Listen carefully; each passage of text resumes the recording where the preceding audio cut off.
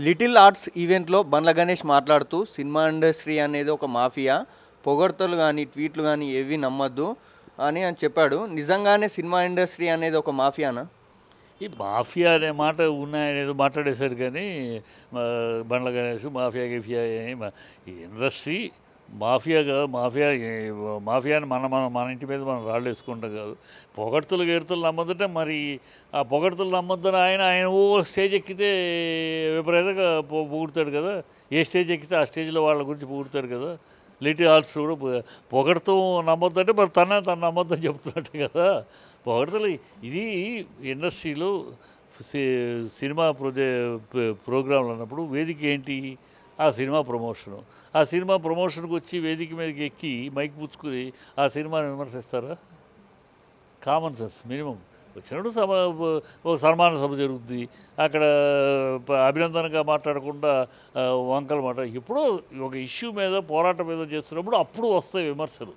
విమర్శలు ఎప్పుడు చేస్తాం? ఒక సమస్య వచ్చినప్పుడు, సమస్య గురించి ఒక మీటింగ్ కూడా జరిగినప్పుడు అప్పుడు విమర్శలు వస్తాయి, విమర్శలు చేస్తారు. ఈ మామూలు ఈ సభల్లోనూ వాటిల్లోనూ మీటింగ్లు ఇప్పుడు ఈయన మన లిటిల్ ఆర్ట్స్లో పొగళ్ళ ఈయన విమర్శించాడు, ఏమైనా చెప్పాడు లేదు కదా. పొగడ్తలనే ఉంటాయి.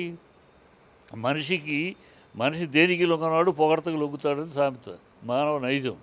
కనుక పొగడుతూ ఉంటే దానికి ఎవరు మోసపోరు. ఎవరు అంత మోసపోయే అంత అమాయక జనం సమాజం.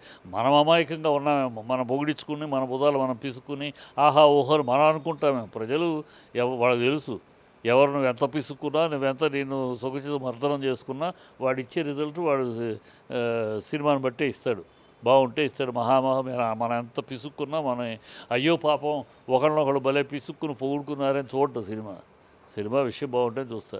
ఎన్ని ఉన్నాయి అప్పటికప్పుడు దాని ఏదో పెద్ద విశ్లేషణగా ఏదో అనేస్తూ ఉంటాడు ఆయనకేముంది. బండ్ల గణేష్ అప్పటికప్పుడు ఏదో మాట్లాడేస్తూ ఉంటాడు, అనేస్తాడు. ఇప్పుడు వేదిక ఎక్కాడంటే పవన్ కళ్యాణ్ ఉన్నాడంటే పవన్ కళ్యాణ్ని దేవుడు ఇంద్రుడు చంద్రుడు అలాంటి హీరో అనే దేశంలో లేడు అన్నట్టు మాట్లాడేస్తాడు.